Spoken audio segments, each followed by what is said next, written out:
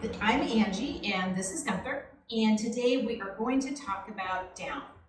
We're going to talk about capturing a down, which just means clicking and treating when your dog is doing down, the behavior that you're looking for.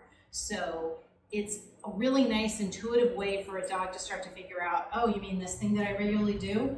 That's all I got to do to get a treat? So hopefully here in a moment, Gunther will do his down, and then we'll be able to give him a treat. So once we capture that down, and we do that a few times, I'll show you how to add a cue to it, add the word that we want him to use. Come here, Gunther. So when you're trying to capture something, you just be super duper boring, and then as soon as they do something, click and treat. Toss the treat away to reset him, click and treat. Toss the treat away.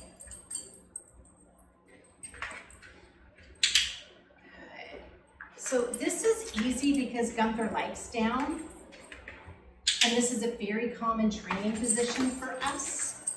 So it's going fast. It won't go as fast for you likely, but after you get a few of these that are really quick in rapid succession of one another, when you can kind of predict when your dog is going to lay, D-O-N, then just before their elbows are on the floor, you say, down. Kind of when you know exactly when they're going to do it, say it the instant before. Down. And then you'll do that 5 to 10 to 15 times. Down. And eventually they will start to associate that. Gunther. Here you go. Gunther. Your word is tied to what they're doing. Down. You will progressively start to have that word go sooner and sooner. Down.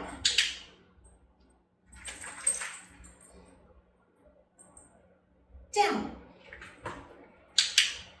Again, Gunther knows this skill, so he's a little quicker than what you'll get. Down. But it still gives you the idea. Down.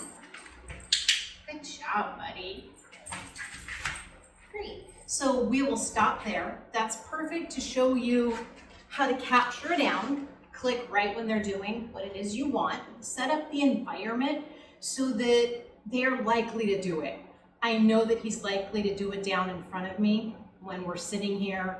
It's a quiet room. There's nothing else going on in this room. So I have his full attention. I have my treats on me, so he's locked in, like he knows we're gonna play.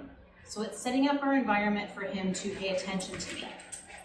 And then adding that cue.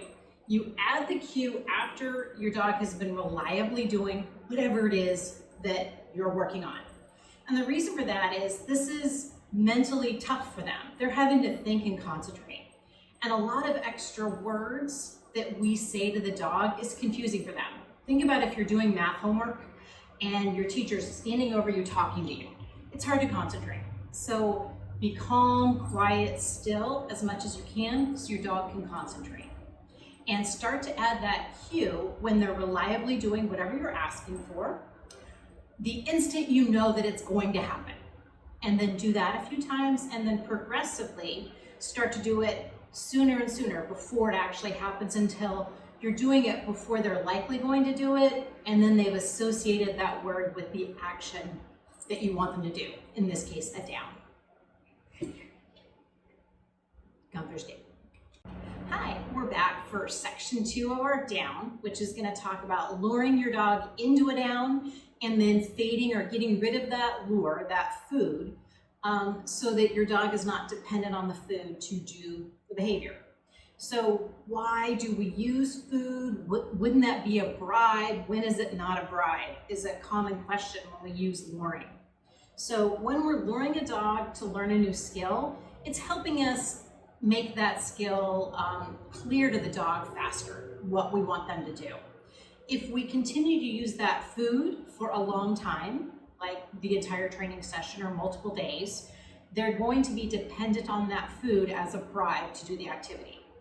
So you want to use the food as little as possible, maybe only the first 1, 2, 3, 4 times. and then start to only use your hand. Mimic having food in your hand, but not have it there. And then stop using your hand or use your hand only halfway. So fade is the perfect word when we talk about getting rid of the lure, because you're minimizing those movements with the food and your hand motion in little increments so that it's less and less, so the dog relies on it less. So the other kind of question is, we're still giving the dog a treat or food at the end of the activity. Why is that not a bribe or a lure? The difference between a bribe and a treat or a reinforcement is whether it's in view and there for the dog before they make the actual decision to do the activity. So if I hold a $100 bill in front of your nose and say, come this way, I'm bribing you. But if I say, go do your work, and then afterwards, great, you did your work, you're going to get a paycheck now, that is your positive reinforcement for doing the activity. So I have my treat pouch here, it's behind me, I don't have any treats in my hand, so we're just kind of sitting here talking. And if we were doing a skill he knew, I would ask him to maybe, here's one of Gunther's cutest ones. Gunther, are you embarrassed? Are you embarrassed? Yes, good boy.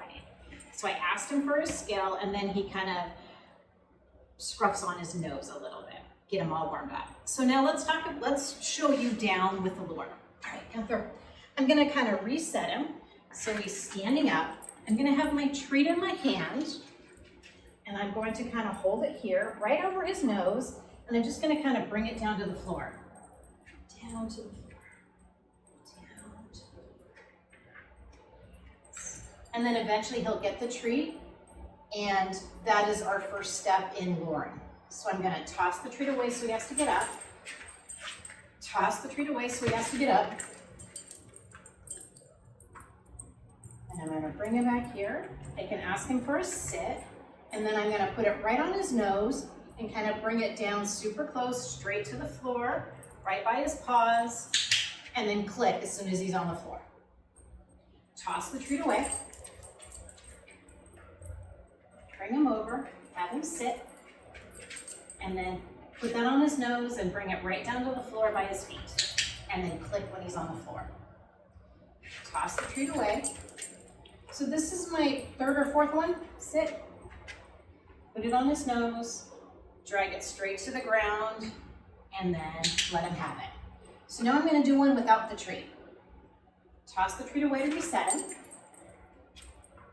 Have him sit. Sit. And do the same thing. Have him follow my hand with no treat in it. He still smells everything on my hand, so it's still kind of working as a lure, but not exactly the same. Make sure when you toss that treat away that they have to get up and get it so they're standing. Come here, Gunther. Right here. Good boy, sit. He's already figured out the game, like, oh, if I just get down in the down position, this is great. So just so we can see it again, I'm tossing the treat away. Come here, Gunther. Gunther, sit.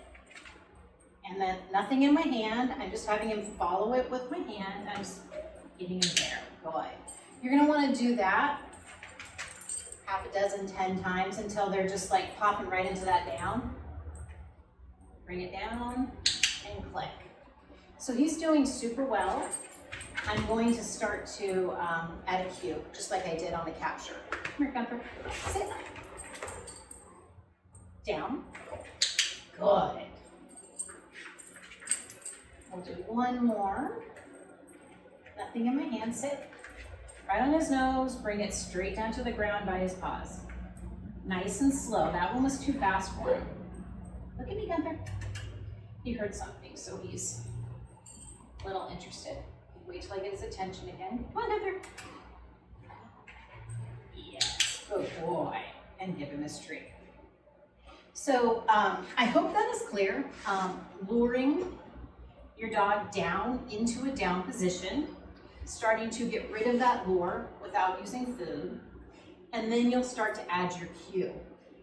And you can start to not use your hand once they're kind of associating that cue to your hand. You can fade them out at about the same time. So I hope that gives you a good example of capturing it down, when to add a cue, how to use a lure and how to fade that lure so you're not dependent on it. All right, look forward to next time. Take care.